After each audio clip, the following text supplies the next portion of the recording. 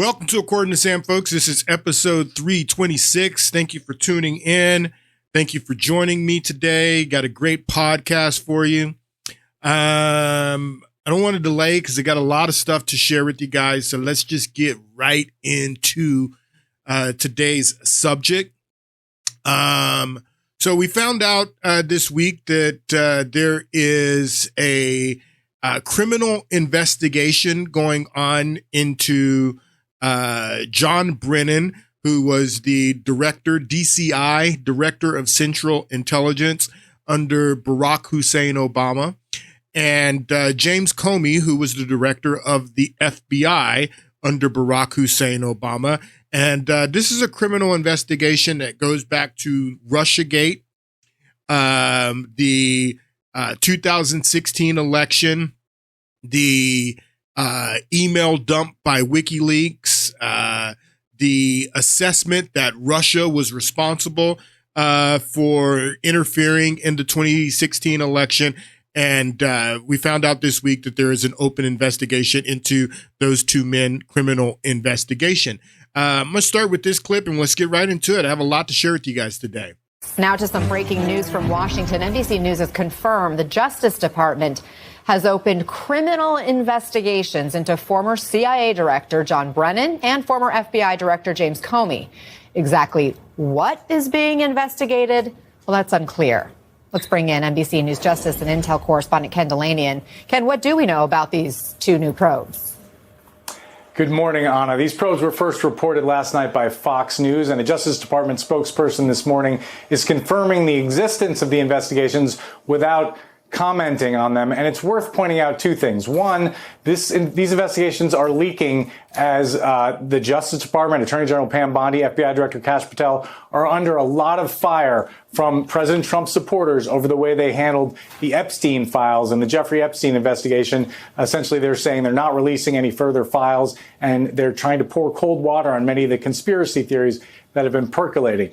The second thing to know is that a special counsel appointed by Donald Trump thoroughly investigated John Brennan, Jim Comey, and the special counsel was not appointed by Donald Trump. He was appointed by Bill Barr, clown. Conduct of the CIA and the FBI with regard to Russian election interference back in 2016 and filed no charges against them, accused them of no wrongdoing, exhaustively investigated. Now, we did confirm, a source familiar with the matter told us that the CIA Director John Ratcliffe made a criminal referral to the Justice Department about John Brennan related to the handling of that intelligence assessment over Russian election interference. So that seems to be the origin of that investigation. The origin of any investigation into Jim Comey, the former FBI director, is unclear at this moment. It's the same Have thing. we heard anything from Brennan or Comey? No, neither man has commented. We should say that John Brennan is a paid MSNBC contributor and has been for years. It's worth noting, too, Anna, that the statute of limitations for most federal crimes is 5 years. So a lot of the conduct that happened in 2016 and even through the first Trump administration is not subject to federal prosecution at this moment. There is talk about a 2023 congressional appearance by John Brennan and his testimony there. And remember, there was a review released last week by the CIA that criticized Brennan's handling of the 2017 intelligence assessment about Russian election interference, but it did not accuse him of wrongdoing, let alone a crime. Anna. So the 2017 assessment, we're going to talk about that in just a moment. A lot of people, like they say in this clip, are theorizing that the DOJ leaked this investigation to cover up for the Epstein debacle. We're going to get into that here in a moment, but the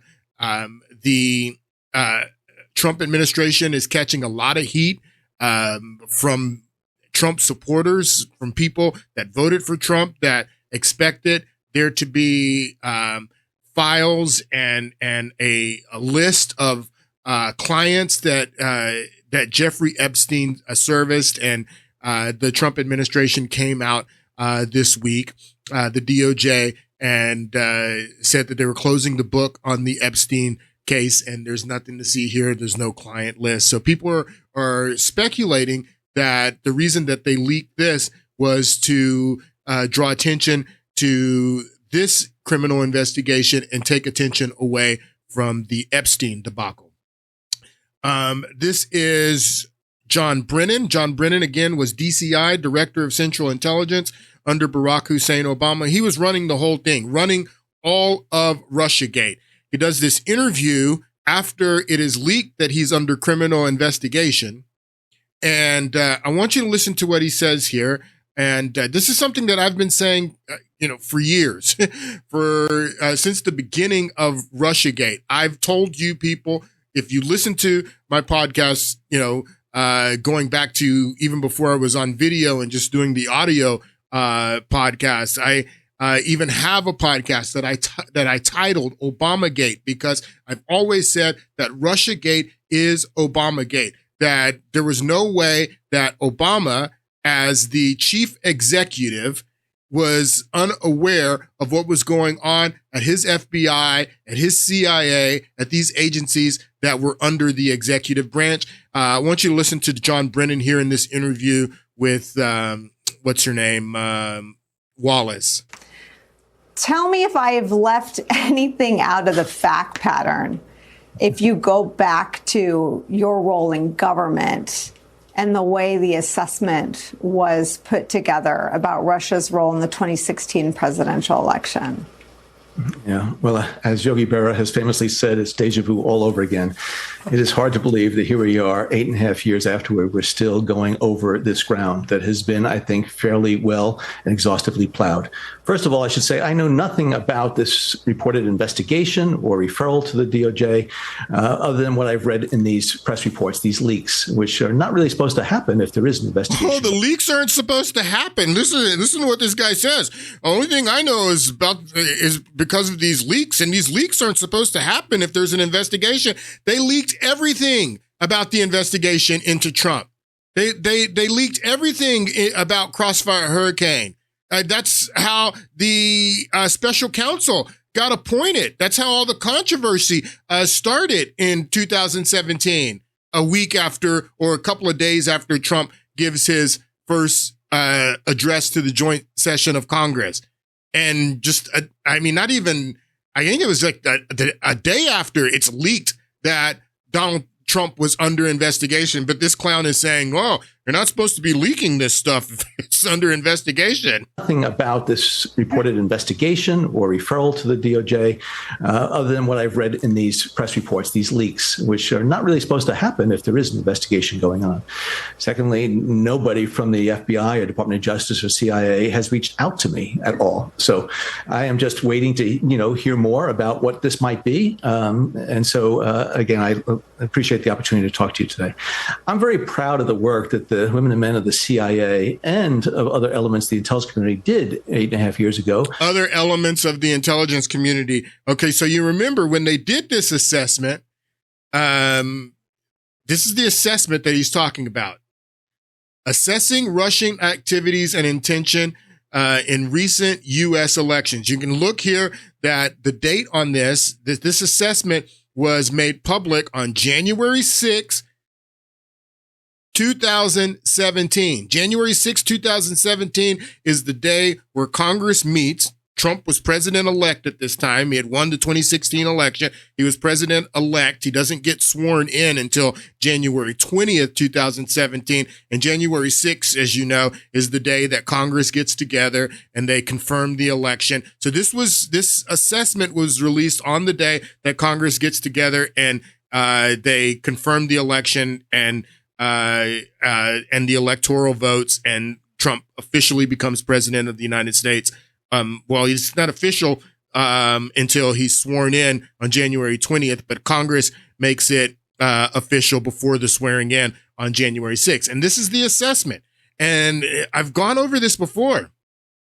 There's only 3 agencies responsible for the assessment: CIA, FBI, and NSA. It says right here, this report includes analytic assessment drafted and coordinated among Central Intelligence, the Federal Bureau of Investigation, and National Security Agency, NSA. And so John Brennan, when this assessment came out, he was the head of the CIA. James Comey was the head of the FBI. why isn't Mike Rogers, who was the head of NSA, why isn't there any criminal investigation going on to him? Because Mike Rogers was the one who went to Trump and he told Trump what was going on with this investigation and Crossfire Hurricane and what these guys were doing. And if you look at this assessment, this is only an assessment. There's no evidence in this. There's no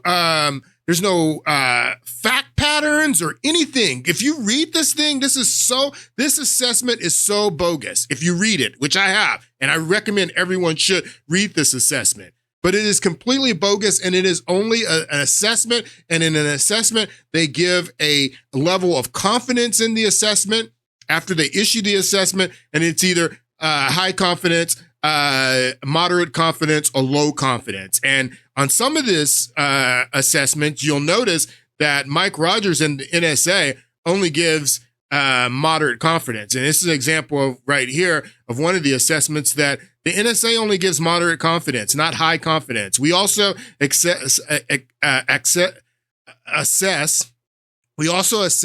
Putin and the Russian government aspire to help President-elect Trump's elections chances when possible by discrediting Secretary Clinton and publicly contrasting her unfavorability to him. I mean, that's a campaign. I mean, Trump was doing that. Everybody was doing that, contrasting Hillary Clinton to Donald Trump. It didn't have anything to do with Russia. All three agencies agree with this judgment. CIA and FBI have high confidence, NSA moderate confidence. So this is one of the examples where NSA, didn't agree with the CIA and FBI that they had high confidence in this assessment. So this is the assessment they were talking about.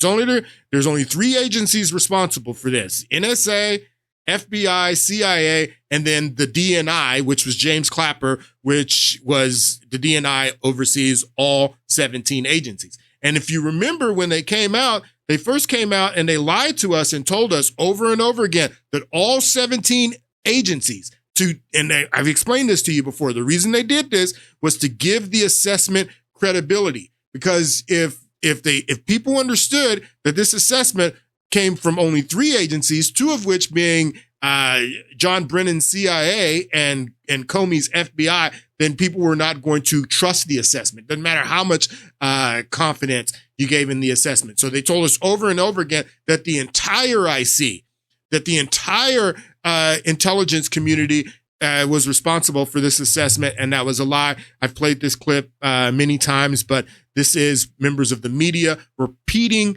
the narrative that all 17 agencies were responsible for the assessment. Okay, so since we're not going to agree on the part that isn't completely now nailed down by law enforcement, let's just go to the part that's incontrovertible, which is that the Russians meddled in the election. All 17 of our intelligence agencies say that. All 17. That, right? Well, all 17 of our intelligence. All 17. All 17 of our intelligence agencies say that. So we can get into the back and forth and into the minutia of that letter you're talking about, because actually, the 17 agencies you're talking about. 17 agencies have said Russia did. So do you think? So that's a lie. All 17 agencies did not say Russia meddled in the 2016 election. Only FBI, NSA, and CIA. Here's Megyn Kelly making the same claim, all 17 agencies. Settled science. Okay. This type of disinformation campaign is intentionally difficult to find hardcore proof of. It's other factors. And what the experts say is that this couldn't have been faked, that it's not one factor, that it's 100 factors that point to Russia. They say it's the forensics, it's the digital fingerprints, it's the IP addresses, the malware, the encryption keys, the specific pieces of code, that all of them point to Russia, and none of them points to anyone other than Russia. Completely ridiculous, Megyn Kelly. What fingerprints? Or hooves prints or horn prints? What are you talking about? IP addresses, they can be invented, you know. Absolutely. There are very many specialists that can invent or fix it up. You know, a kid of yours can send it. A 3 year goal, that is. And I've explained to you before, I mean, we got the Vault 7 leak from WikiLeaks. Please look it up. I don't have it prepped to show you what Vault 7 is, but look up Vault 7, and the Vault 7 leak showed us that our CIA have tools where they can hack into someone's system and make it look like it was a foreign government, make it look like it was Russia, leave breadcrumbs like it was Russia. So everything that Putin is saying here is that, yeah, we know that the CIA can fake this stuff and leave, fake IP addresses and leave breadcrumbs to make it look like it was somebody else when it was them. That's in Vault 7. So that's what Putin is saying here to Megyn Kelly when she's making the claim that all 17 agencies of the IC were responsible for this report. Can perpetrate such an attack. This is not my allegation. This is the conclusion of the 17 U.S. intelligence agency, the 17 U.S. intelligence agency, the 17 U.S. intelligence agency, the 17 U.S. intelligence. So it wasn't the 17 U.S. intelligence agencies. Again, it was only FBI, CIA, and NSA and the DNI. Here is Susan Rice from the Obama administration telling the same lie on NBC. Do you regret that the Obama White House did not decide earlier to blow the whistle on the Russians before the election? We did blow the whistle on the Russians on October 7th, and that came as soon as the intelligence community and all of its component parts, 17 agencies. 17 agencies. 17 agencies. Came to a consensus conclusion that we took the extraordinary step of making public. So 17 agencies came to a consensus conclusion that is a complete lie. It was only this report assessing Russians' activities and intentions in the recent election is only the work of 3 agencies, NSA, CIA, and FBI, not all 17 components of the IC. All right, back to John Brennan here. Talking about this criminal investigation. Nobody from the FBI or Department of Justice or CIA has reached out to me at all. So I am just waiting to, hear more about what this might be. And so, again, I appreciate the opportunity to talk to you today. I'm very proud of the work that the women and men of the CIA and of other elements of the intelligence community did. Other elements of the intelligence community. What other elements are you talking about? James Comey's FBI and Mike Rogers' NSA. And those are the only elements responsible for this assessment, boy. The work that the women and men of the CIA and of other elements of the intelligence community did 8.5 years ago when they put together this intelligence community assessment. We went to great lengths to protect the integrity of the process, the integrity and the sensitivity of the intelligence involved, as well as to protect the identities of individuals that may have been implicated in some of this intelligence, including from the Trump administration. And so we went to whatever lengths we needed to go to in order to make sure that we're able to follow through with the President Obama's request that a comprehensive and exhaustive review be done of Russian interference in the 2016 election. So they did this assessment on the request of Barack Hussein Obama. And I've been saying this for years now, that it was impossible for Obama not to know what was going on. And Obama has always said that he didn't know what was going on with this investigation, at the Crossfire Hurricane investigation, what was going on at the FBI. But this is the first time I've heard anyone say, John Brennan says, that Obama ordered it. Obama gave the request that he gave the request to his intelligence agency to go and look and to do this investigation and do the assessment. It would have been impossible for Obama not to know what was going on. And that's why I've always said that Russiagate is Obamagate. 100%. Listen to John Brennan say again that Obama gave the order to do this assessment and do the investigation. In order to make sure that we're able to follow through with the President Obama's request that a comprehensive and exhaustive review be done of Russian interference in the 2016 election. So they did it at Obama's request. It would have been impossible for him not to know what was going on. So what was going on?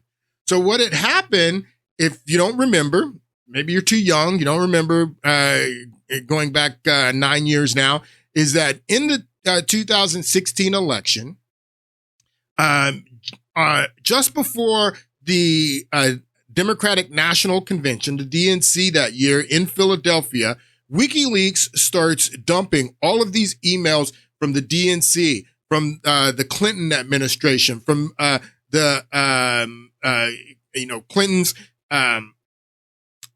Clinton's chairman of her campaign, all these emails that WikiLeaks started to dump. And this was before CIA, FBI, and NSA and DNI issued this assessment. The assessment comes out again in January, and the email dump that WikiLeaks starts to dump somewhere around August when they're having the DNC there in Philadelphia. I have some clips about what went on there at the convention in Philadelphia that year. Take a listen. As the Democrats prepare to open their convention today, there's tension in the party. This weekend, the DNC chair announced she's stepping down after tens of thousands of emails are leaked. So Debbie Wasserman Schultz, who was the chairperson of the DNC during this campaign in 2016, the woman is still in Congress. I cannot believe that this woman is still in Congress after this. But these emails were leaked, and she steps down because she's exposed in these emails. And she has to step down from being the chair of the party right before the convention because of what is in these emails that WikiLeaks dumped. So the emails were real. I mean, the emails that were released by WikiLeaks were not manufactured or disinformation or misinformation. She stepped down because these were real emails, and they were showing that she was putting her finger on the scale for Hillary Clinton, and that's why she steps down. Today, there's tension in the party. This weekend, the DNC chair announced she's stepping down after tens of thousands of emails are leaked. 2 News reporter Kelly King has the details in Your Decision 2016 coverage. Brooke, Florida Congresswoman Debbie Wasserman Schultz's resignation comes amid heavy pressure among top Democrats. She's stepping down as chairwoman. That's after thousands of emails were leaked showing the DNC staffers favoring Hillary Clinton over Bernie Sanders in the party's 2016 primary. Wasserman Schultz says she's committed to seeing Clinton become president. Wow. The source says she talked with both President Obama and Clinton before making her announcement. I'm sad to see her go, but it's the right thing. And my guess is that Secretary Clinton had something to do with that. This is the DNC finally tearing off the Band-Aid and actually doing what needs to be done for us to heal. Clowns, I swear. The reality is that real damage was done to a big part of the base of the party by the DNC being impartial and attacking the Sanders campaign. And that happened on her watch, and we needed assurance that they were serious now about unifying. So they were attacking. So, I mean, people, come on.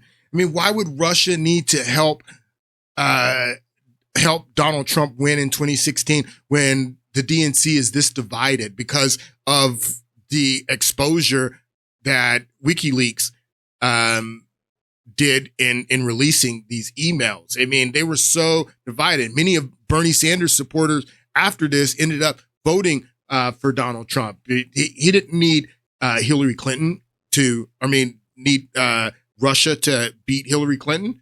It's ridiculous. So this is Robbie Mook, and this is he was Hillary Clinton's campaign manager in 2016, and this is like the day after the initial WikiLeaks dump of emails that forced Debbie Wasserman Schultz to step down as the chair of the DNC, and this is the next day. And they immediately start blaming Russia. How do they know it's Russia right away? No one's done any investigations.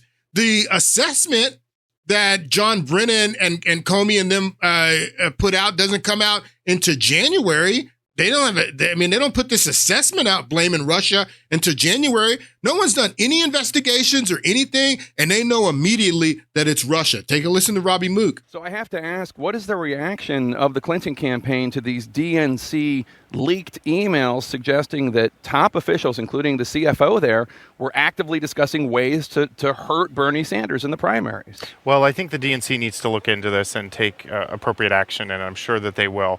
What's disturbing to us is that experts are telling us that Russian state actors... Experts are telling us. Who are these experts telling you, Robbie Mook, that this is Russia? Who's telling you this is Russia? And I want you to notice how, Jake Tapper's asking about these emails and the fact that the DNC put their finger on the scale. They were rigging the primary for Hillary Clinton against Bernie Sanders. He doesn't want to talk about that. Nobody wanted to talk about that. Nobody wanted to talk about what was in these emails. I mean, most people don't even know what was in the email dump that WikiLeaks dumped, that WikiLeaks put out. Most people don't even know. Most people didn't take the time to read it. The media barely reported on it. I mean, granted, there's thousands of emails, but they don't want to talk about what was in the emails. They wanted to immediately deflect on it being Russia and Russia being responsible. And that's what Mook does here, that experts are telling us this is Russia. Who are the experts that are telling you this is Russia? John Brennan? James Comey? Who are the experts telling you that Russia was responsible for this?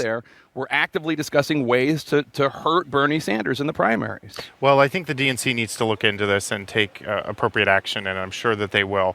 What's disturbing to us is that experts are telling us that Russian state actors broke into the DNC, stole these emails, and other experts are now saying that they are... Other experts? We got one group of experts saying that Russia broke into the DNC and stole these emails, and then we got other experts too. Who are all these experts, Mook? Appropriate action, and I'm sure that they will. What's disturbing to us is that experts are telling us that Russian state actors broke into the DNC, stole these emails, and other experts are now saying that the Russians are releasing these emails for the purpose of actually helping Donald Trump. So one group of experts told you that Russia broke into the DNC and stole these emails, and then another group of experts saying that Russia's releasing these emails through WikiLeaks. None of this, no evidence at all in any of this. At this time, when Mook is saying this is just a day after the emails, or the very first tranche of emails are released, and Debbie Wasserman Schultz has to step down, and there is no intelligence assessment yet. He's just saying experts told us, tell us who these experts are. But all they want to talk about is Russia and Russia's involvement. They don't want to talk about what was actually in the emails. Take a listen to this Fox report. Michael, how is the media going to cover this? Because as you said, this happened yesterday. I'm assuming this will be talked about this entire week. Do you think it's going to be balanced coverage? Well, no, one of the things that's already happening is that the conversations about Russia and what are the Russians up to, and does Donald Trump have a connection with Russia? Because they don't want to talk about the core story that is energizing the emails. They don't want to talk about the emails. They don't want to talk about the emails and what was in these emails. They just want to talk about Russia and Russia's involvement and Donald Trump's connection to Russia. That's it. They didn't want to talk about the emails at all. And at this time, there is no intelligence report. There is no intelligence assessment. Where is this information coming from immediately that is telling people that this is Russia, that Russia is responsible? That WikiLeaks has been around forever. WikiLeaks was celebrated by Democrats and people on the left when he's exposing Bush and Bush's war crimes in Iraq and other things. The Bradley Manning leaks, and that the New York Times, the Guardian were, working with WikiLeaks to leak the Bradley Manning leaks. They were all celebrated. But WikiLeaks releases these emails in 2016, and immediately WikiLeaks is working with Russia. WikiLeaks wasn't working with Russia back in 2005 when they were when the Guardian and New York Times were helping them release the Bradley Manning leaks. But then you got to understand it, that they just wanted to continue to just focus on Russia and not what was actually in these emails. And that's what he's saying here. Do you think it's going to be balanced coverage? Well, no, one of the things that's already happening is that the conversations about Russia and what are the Russians up to, and does Donald Trump have a connection with Russia? Because they don't want to talk about the core story that is energizing the Bernie Sanders people, who, by the way, here in Philadelphia, there will be protests every day by Bernie Sanders. Oh, and by sheer coincidence, Marcia Fudge was anti-Bernie and said he wasn't a real Democrat early on and that he should have stepped aside for Hillary Clinton. So that's going to calm Bernie Sanders people down even more. I think what's perfect is Ms. Fudge's last name, if you use it as a verb, perfectly describes how the Democrats ran their primary. They were fudging all over the place for Hillary Clinton. They've been caught red-handed. And I just wish the media would just report the emails. Stop telling me about Russia or about motives. Stop telling me about Russia and motives. Stop telling me all that. Why won't the media just focus on what is in the emails? Just focus on the emails. Doesn't matter where it came from. I don't care if it came from Russia. If it did come from Russia, there's no evidence that it came from Russia. Could have come from China? Could have come from the man on the moon? I don't care.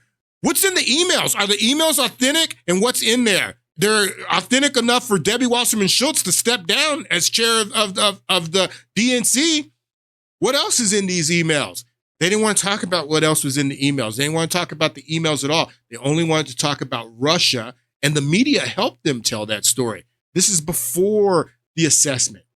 This is before the CIA and the FBI and the NSA gave this assessment that this is Russia. This is like days after the leak, and experts are telling them that it's Russia. That's all they want to focus on is Russia, not what was actually in the emails. Fudge's last name, if you use it as a verb, perfectly describes how the Democrats ran their primary. They were fudging all over the place for Hillary Clinton. They've been caught red-handed. And I just wish the media would just report the emails. Just Stop report telling the me emails. about Russia or about motives. Report the emails. What did they say? Share this disturbing language about the taco bowl Or conspiracy. hiccup that they were doing. Some people even saying that Just Trump report it. it might be a conspiracy from the Trump campaign. Exactly. Yeah, what did they say? What did the emails say? Focus on that. I don't care about Russia. I don't care where these emails came from. If the emails are authentic, which they were and are, you can still go on WikiLeaks and read them today. Just report what was in the emails. Just report.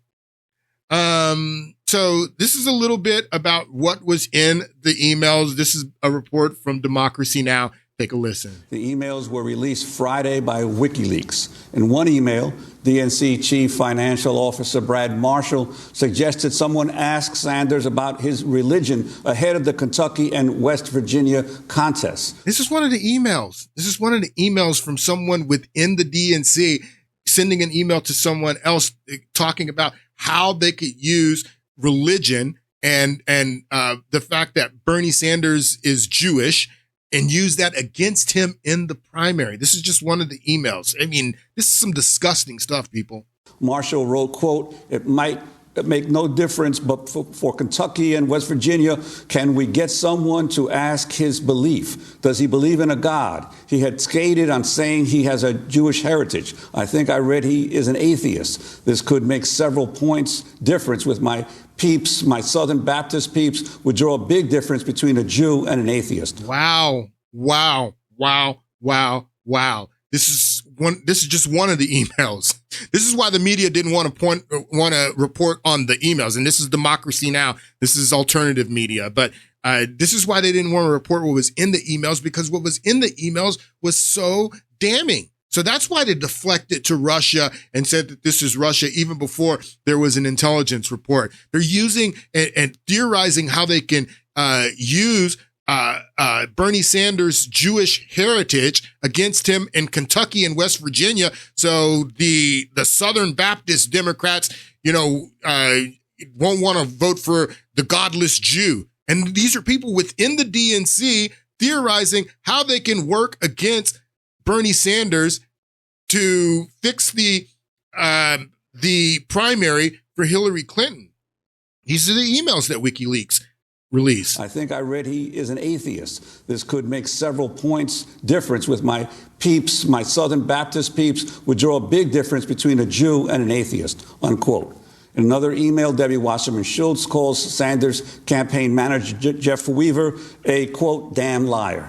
A third email shows National Press Secretary Mark Pastenbach writing, quote, "Wondering if there's a good Bernie narrative for a story, which is that Bernie never, ever had his act together, that his campaign was a mess," unquote. Multiple emails show the DNC complaining about MSNBC coverage of the party and of communications director Louis Miranda once writing, quote, "Effing Joe, claiming the system is rigged, party against him. We need to complain to their producer," unquote, referring to Joe Scarborough. Wow. Other emails suggest the DNC was gathering information on Sanders' events and that a super PAC was paying people to counter Sanders supporters online. On Sunday, Bernie Sanders reacted to the emails during an interview with ABC's George Stephanopoulos. So that's just a little bit.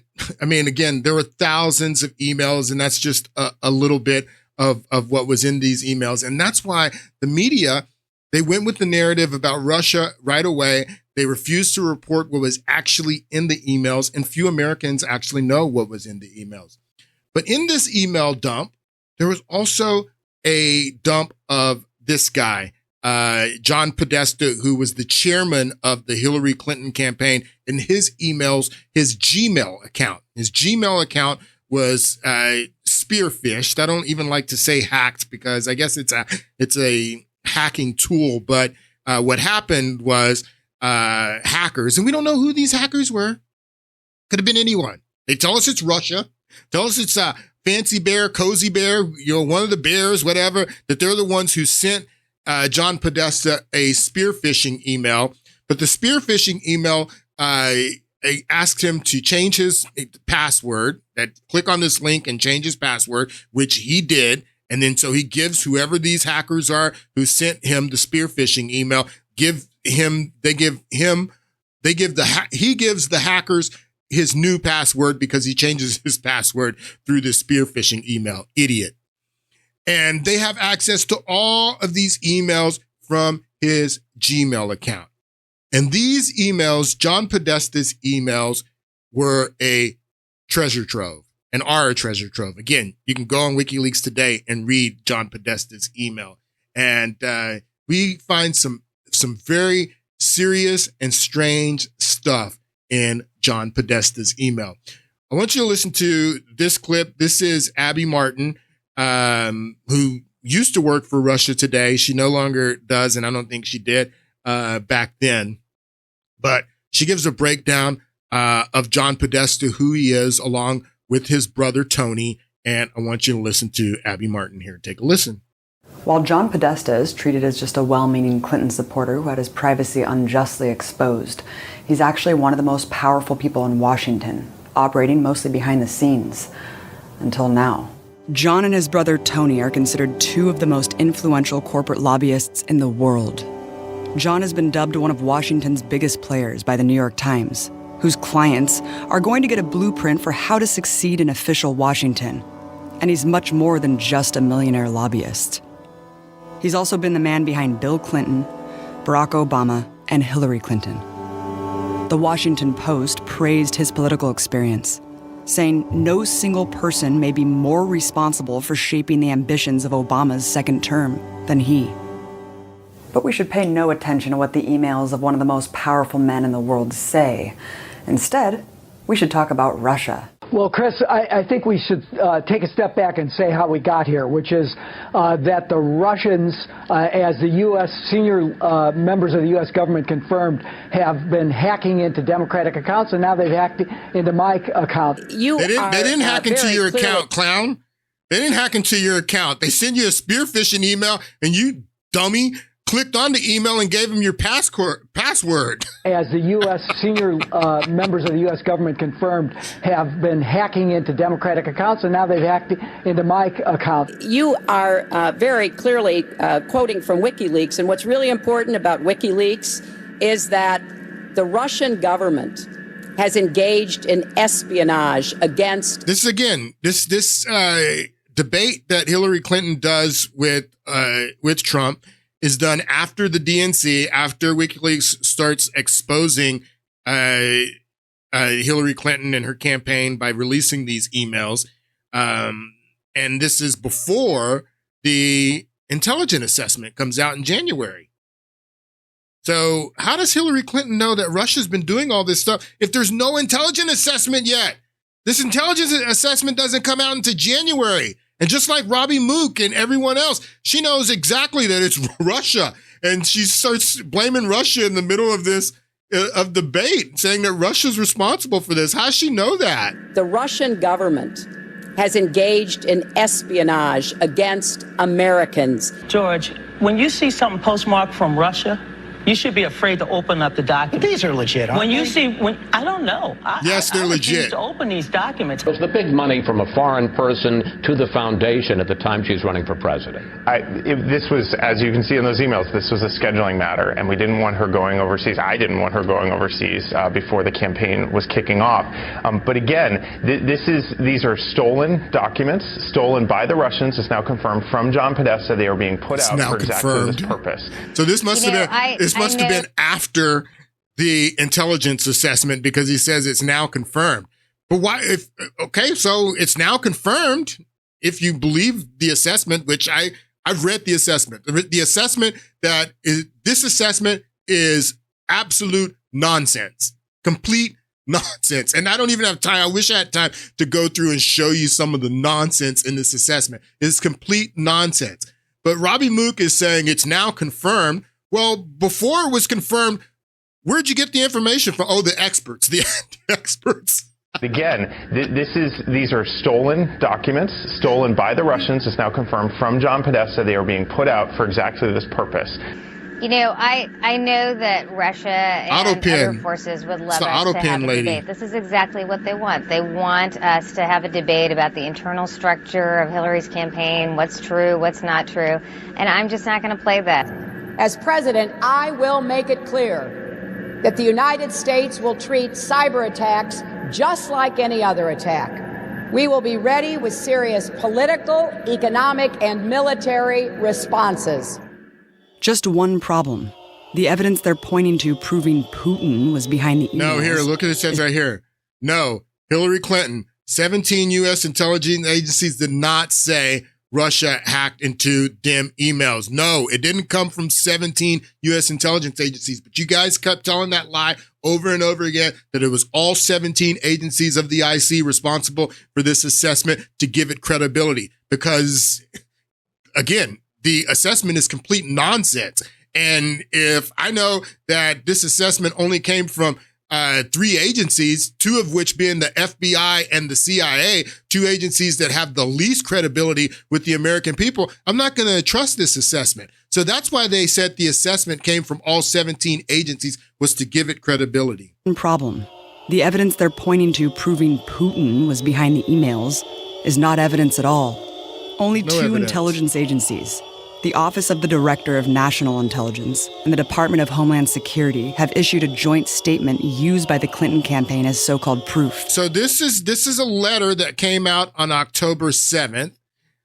So this is before the assessment that came out in January. And as Abby Martin is saying here, the DNI, the Director of National Intelligence, James Clapper, who the DNI is over all 17 agencies. So the DNI and the Department of Homeland Security put this letter out claiming it was Russia on October 7th. And that's what Susan Rice is talking about when she says we did blow the whistle on October 7th, as soon as 17 agencies, all the components of the IC, gave that assessment.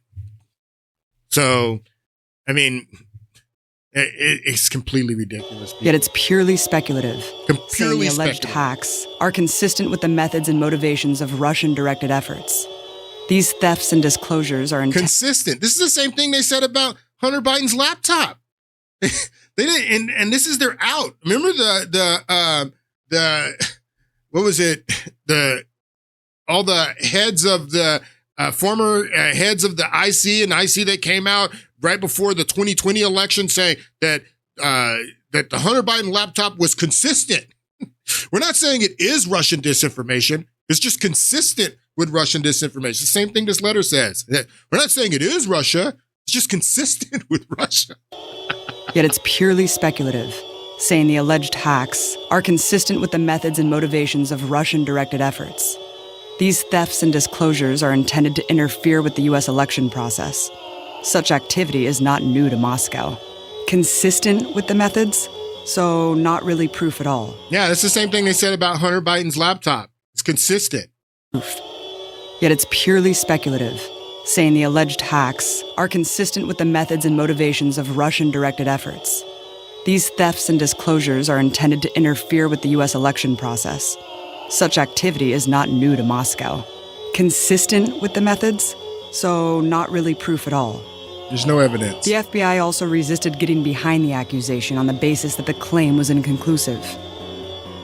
But the media simply repeats the claim as gospel, while never mentioning the other logical ways Podesta's emails could have gotten out. For example, his username was his own name, and his password was literally password. In 2015, he left his cell phone in a cab. And in March 2016, Podesta gave his email login to hackers after falling for a phishing scam appearing to come from Google where he typed in his info. Not to mention the thousands of skilled hackers who are not part of a Russian government operation, or a disgruntled insider who could have leaked the emails. When you look into the Podesta emails, the breadth of what they show explains why they're running such a desperate deflection campaign. That's exactly right. When you look into what was actually in Podesta's emails, forget the emails from the DNC, DCCC, and all those emails that show that they were rigging the primary for Hillary Clinton against Bernie Sanders. That's one thing. But Podesta's emails were another thing. Podesta's emails were a treasure trove of what this guy was doing, this powerful Washington insider. Not only what he was doing, what his elite friends were doing, what his brother was doing. I mean, there was so much in Podesta's emails, his Gmail account, which he gave his password to hackers. So much in Podesta's email. And to cover up and to divert people from looking at what was actually in Podesta's emails, they started to tell this story about Russia and Russia being responsible for the hack and all that stuff. Again, I don't care if Russia was responsible. I don't care if China was responsible. I don't care if the man in the moon was responsible. What is in these emails? That is what is important. That's the thing that the media covered up. That's what everybody covered up, what was actually in Podesta's emails. Podesta emails, the breadth of what they show explains why they're running such a desperate deflection campaign. Part of the WikiLeaks trove are transcripts to Hillary's infamous speeches she gave to banks and other corporations, for which she earned millions of dollars. In one, she assures her corporate sponsors that what she's saying to voters isn't her true position. Politics is like sausage being made. It is unsavory, and it's always been that way. But we usually end up where we need to be. But if everybody's watching, all the backroom discussions and deals, then people get a little nervous, to say the least. So, you need both a public and a private position. And the way she discusses accountability for Wall Street, her number one donor, is very different behind closed doors.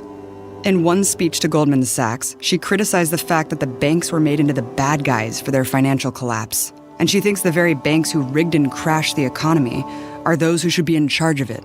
I think that there's a lot that could have been avoided in terms of both misunderstanding and really politicizing what happened with greater transparency. You guys help us figure it out, and let's make sure we do it right this time. This is a speech she's given to Goldman Sachs. The people that know the industry better than anybody are the people who work in the industry. Another major find they'd like to keep hidden is the unlawful coordination between Hillary's super PAC, Correct the Record, and her presidential campaign. A caveat of the devastating Citizens United ruling is that super PACs and nonprofits must remain independent of campaigns. Yet emails prove that Correct the Record is just another multi-million-dollar arm of the Clinton campaign, making contributions between the super PAC and campaign indistinguishable. This short sampling of the Podesta email trove is alone a major expose of the true character of Hillary Clinton. But beyond that, understanding who John Podesta is and his political rise sheds light on who really pulls the levers of power in our society. You need to understand who John Podesta is. John Podesta and Bill Clinton go back to Bill Clinton's they've been friends going back to Bill Clinton's time in college, undergraduate studies at Georgetown, Jesuit Georgetown University. And even as Bill Clinton and Hillary go into the governor's mansion there in Arkansas, the Podestas were right there with them the whole way. You have to understand all of that. John and his brother/lobbying partner Tony have been rooted since childhood in the most elite circles of American politics. Their mother, Mary Podesta, was a well-known fundraiser at the center of the political scene. The Washington Post described her as a staple at political dinners, whose home-cooked dinner parties, quote, raised millions of dollars for candidates. The Podesta brothers would employ the same network-building style, with personas that reflect their high society characteristics. They're also both known for their fine dining culinary skills and deal-making dinner parties. Both are collectors of fine art, and are even known to have a competition between them of who has the better collection. Both are collectors of fine arts. John and Tony Podesta, they're both collectors of fine art, and they have a competition about who has the better art collection. Just want to show you a little bit of this art. This is some of the art. This is Tony Podesta. Look how creepy this guy is. Just creeps, both of them. But look at some of this art. This is a guy, a body, a headless body. There's no head on this body, dangling upside down like, this is pretty creepy right here. Naked body, in this position, dangling who would have this in their house? This is creepy as hell. Look at some of this other stuff. Look at this. Children.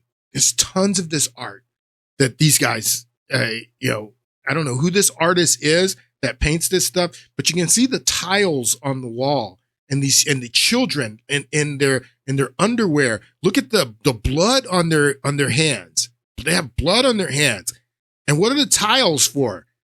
The tiles let you know that they're in some type of pool or some type of area that has tiles everywhere. I'm going to show you a room that has tiles, a empty pool or something like that. But children with blood on their hands in their underwear. Look at some of this stuff.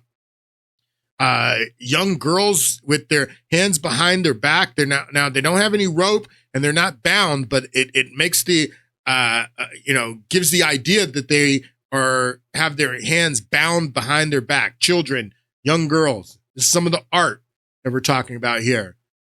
Just a young girl, with the tiles again behind. What's up with the tiles behind? What's up with these tiles? What's up with this art with these tiles? What's this about? The tiles, the kids in their underwear. This one's creepy as hell. Look at this. Two young girls, like they're laying in a pond, and like their bodies are lifeless. Their eyes are open, but looks like their bodies are lifeless. And this is art. This is their art. These people are creepy AF. More tiles, more in this little pool, more children, young girls in this little pool with the tiles. What is this about, people? What is this about? This is their art. Look at this. Look at this one right here in the center with a young boy in his underwear with his arms bound above his head. Again, the tiles. Look at this one down here. The same in the pool with the tiles with their arms behind their back. Another young girl laying in a pond like her body's lifeless. Another one down here, a young girl laying in a pond like her body's lifeless. Young girls sitting in chairs with their arms bound behind their backs. This is the art that John and Tony Podesta have. Again, this is the one right here, the kid. This is the painting. Who would paint this? Who would own this art? A young boy with his arms bound above his head in this room with the tiles. This is one of the rooms that I was telling you about that has tiles, and this is inside Vanderbilt's house in Baltimore. Vanderbilt's Baltimore house, and you can see this like empty pool with the tiles here. What is this about, people? What is this about? Look at this. A young girl in her underwear. They're, facing towards the tiles, but you see the tiles again, like the pool. What is this about? What is this about? Look at this stuff. This is some of the other art. This is like look at this. You can see a man with a child standing on a chair. Looks like the child is giving the man smoking a cigarette, fellatio. This is another man with a child between his legs. Look at this one. Here is a better picture of this one down here. Look at this one. People standing around. There's a little teddy bear on the wall and a grown man covering a child on the bed. This is the art that we're talking about here. Here's another one. People standing around, smiling, smoking cigarettes with a adult with a child underneath them. This is the art. This is the Podesta art in their collection. So that's what Abby is talking about here. Fine dining culinary skills and deal-making dinner parties. Both are collectors of fine art and are even known to have a competition between them of who has the better collection. Like most Americans do. Through the 70s, the young Podestas began building their political web. John first befriended Bill Clinton as an undergrad in college. Both brothers worked for Democratic Party campaigns in their younger years. With their growing political connections also came business connections. Having accumulated a wide network of business and political insiders, the up-and-coming brothers founded the corporate lobbying firm, Podesta Associates, known today as the Podesta Group, in 1987. The brothers' relationship functions as different arms of a corporate lobbying beast. There he is with Clinton. John's career put him inside... Podesta and Clinton's relationship goes back to Georgetown University, his undergraduate studies at Georgetown, before he goes to Oxford to become a Rhodes Scholar. That's how far their relationship goes back, Podesta and the Clintons. ...the government, while Tony focused on the business side. The same year the brothers debuted their new lobbying firm, John became chief counsel for the Senate Agriculture Committee. And who was Podesta Associates' first corporate client? Genentech, a biotech company, which had a lot to gain from deregulating the agricultural industry. Okay, so from John Podesta's emails is, and the dump that WikiLeaks put out of his Gmail account, which he gave up his password in a spear phishing email, where someone sent him a spear phishing email and he responded to it and gave his password, and that's how they got this treasure trove of his emails, thousands of emails from John Podesta. That is how the Pizzagate conspiracy started.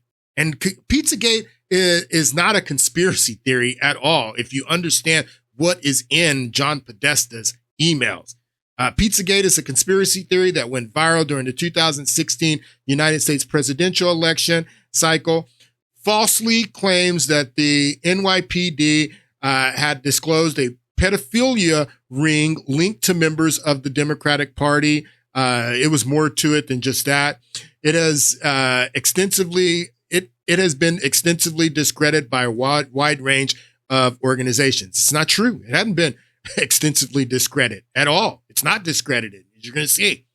The personal email account of John Podesta, Hillary Clinton's campaign chair, was hacked in a spear phishing attack in March 2016. WikiLeaks published the emails, and this is what started this I guess conspiracy, if you want to call it a conspiracy, of child trafficking. Proponents of Pizzagate conspiracy theory falsely claimed the emails contained coded messages that connected several high-ranking Democratic officials and U.S. restaurants with alleged human trafficking and child trafficking ring. So these are some of the coded messages that are called handkerchief codes that are in John Podesta's emails, which led people to theorize that this guy's talking about child. I mean, not only if you look at the artwork, not only the artwork, but other things that led people to believe that this was a child trafficking ring. And let's look at some of these coded messagings that are in Podesta's email. Take a listen. Further analysis of the Podesta emails led people to finding this email here, which reads, "Hi, John. The realtor found a handkerchief. I think it has a map that seems pizza related. Is it yours?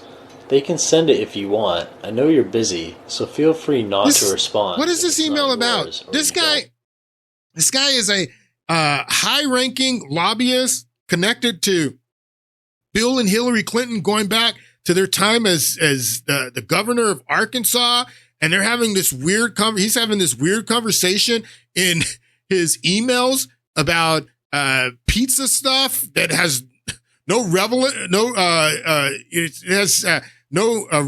to anything, but just talking about pizza stuff and handkerchiefs and all this stuff, just really cryptic coded messages. What is this stuff about? I don't want it.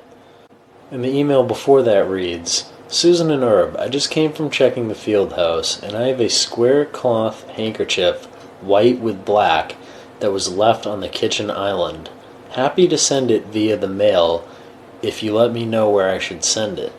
And obviously, none of these emails make any sense in any normal conversation, and as you can see, these fit into what's called a handkerchief code, and into other code words that are commonly used by pedophiles online just the way that gangs use codes and slang and symbols.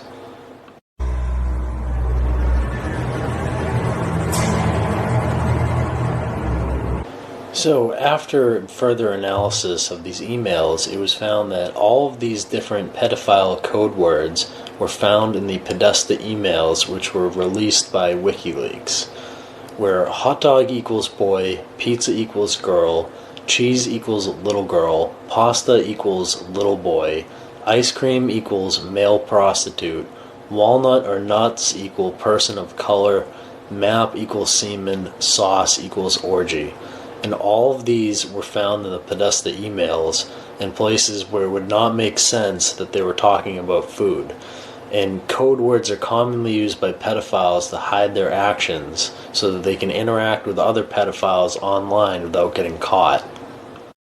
So as these code words were not sourced from the FBI, like the symbols that we will talk about later were, these code words have been sourced in other ways, including all of these links here, and these are often, things that you'll find on Urban Dictionary because they're slang words, but they're officially recognized slang words, and they were already recognized long before this Pizzagate scandal broke.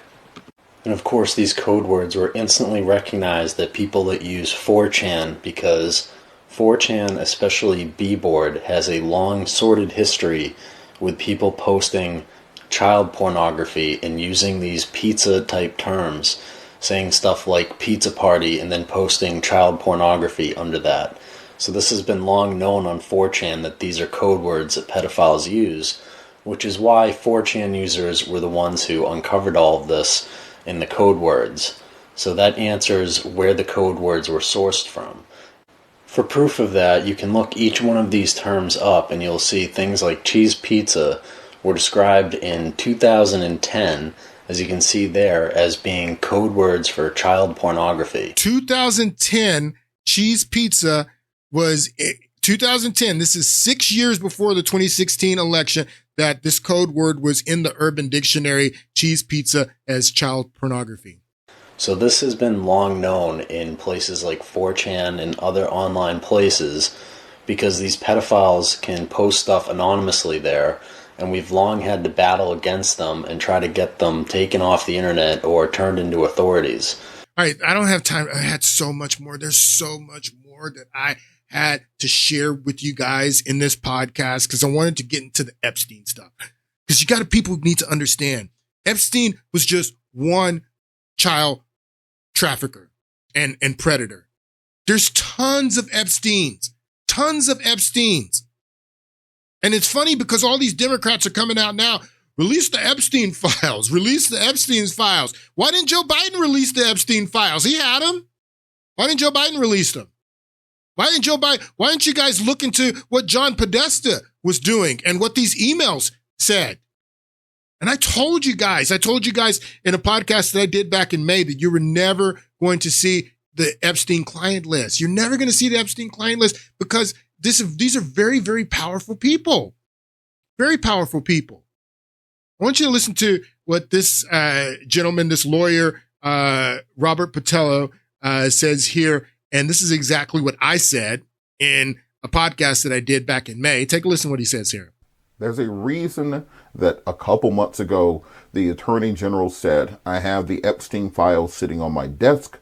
And there's a reason that she came out today and said that there is absolutely no Epstein client list. There's a reason that Donald Trump, during the campaign and in recent interviews, said that he absolutely will release the Epstein file, the JFK file. So he didn't say that he would absolutely. I have a little bit more time. Let's look at what Donald Trump actually said. So this is the clip that Fox would play of Trump in the interview that he did with Fox and Friends, where he's asked if he's going to release the 9/11 files, the JFK files, and then he's asked the Epstein files. This is the clip that most people have seen, which is edited, and it doesn't give the true essence of what Donald Trump says in this interview. Take a listen. Some people think that one way to build trust is to declassify things that everyone's talking about. I know you talked earlier about it. I don't want to be a conspiracy theorist. So if you were president, would you declassify, you can answer yes or no to these, Would you declassify the 9/11 files? Yeah. Would you declassify JFK files? Yeah. Would you? I did a lot of it. Would you declassify the Epstein files? Yeah, I would. So you notice how they cut it right there? Yeah, I would. The Epstein files. He says definitively. The 9/11 files, sure, I'll declassify that. The JFK file, sure. This is the entire context of Donald Trump answering that question. Listen. Would you declassify the 9/11 files? Yeah. Would you declassify JFK files? Yeah. Would you? I did a lot of it. Would you declassify the Epstein files? Yeah, I would. All right. I guess I would. I think that less so because, you don't know. I think that less so. I think that the Epstein files, 9/11 files, JFK files, sure. Yeah. The Epstein files, that less so is what he says. Yeah, I would. All right. I guess I would. I think that less so because, you don't know. You don't want to affect people's lives if it's phony stuff in there because there's a lot of phony stuff with that whole world. You don't want to affect people's lives with that phony stuff because there's a lot of phony stuff. This is Bill O'Reilly, and he goes further into what Donald Trump meant when he said that in that interview. Take a listen. Talked to President Trump man to man, eye to eye on St. Patrick's Day about this and the Kennedy files and the King files. It was all one conversation. And he said, and I agree, there are a lot of names associated with Epstein that had nothing to do with Epstein's conduct. They maybe had lunch with him or maybe had some correspondence for one thing or another. If that name gets out, those people are destroyed because there's not going to be any context. Media doesn't care about context. So you can't do that. You can't destroy human beings by putting... Now, it's not only that, too. There's also legal reasons that Donald Trump can't just put people's names out that might have had lunch with Epstein, might have flew on his plane, but didn't have anything to do with the sex trafficking because those people can sue him. Take a listen. For the record, I do not believe there is an Epstein client list. I do not believe there are videos with big-time celebrities doing horrible things to kids. I believe it. And you know who agrees with me? Julie K. Brown, probably the best-sourced reporter on the Epstein case, whose reporting led to his arrest. She reported, quote, Julie K. Brown. Those who have worked with the FBI on the case for decades say there's no evidence Epstein kept a ledger or a list of clients who were involved with his sex trafficking operation. But this isn't about the truth. It's about the perception of perfidy that Trump's people fed for years. And by the way, I also know there are public people who were close to Epstein and his lifestyle, if not his disgusting habits. And I understand the need for the Trump administration to show discretion just as Biden did. Just as Biden did. Because it's not wrong to protect people's reputations if they did nothing illegal. Today, the media and too many of you on social media love to play with allegations as if they were facts. But the government has to be careful because they're not some anonymous keyboard crazy, right? Especially when the people that they might expose have the means to sue the government and may win. Have the means to sue the government. These very elite and wealthy people, you just can't put out names of people without hardcore evidence that they were involved in some of this stuff. I mean, they can get sued. These are very, very powerful people. And that's what Robert is going to say here. And that's what I said in this podcast that I did back in May, that you're not going to see this. You're never going to see this stuff because these are very, very powerful people. People like Podesta and Podesta's friends, former presidents of the United States. File and why he's now saying yesterday, why is everyone still talking about Epstein? Let's be for real here, people. We know what's going on. The individuals involved were entirely too powerful to ever be released, for people to ever see for this information to ever see the light of day. It's not simply a Trump issue. It is a rot within American politics and in international politics. Absolutely, absolutely correct. Absolutely correct, folks. God, I didn't even really get into all this stuff that I wanted to get into. There was more that I wanted to get into. But folks, these are very, very powerful people. Very, very powerful people. And Epstein's not the only person that was doing this. God, I wish I would have been able to get to all the stuff I wanted. Maybe I will get back into this on Monday. Who knows? But you guys have a great weekend, and I'll see you on Monday.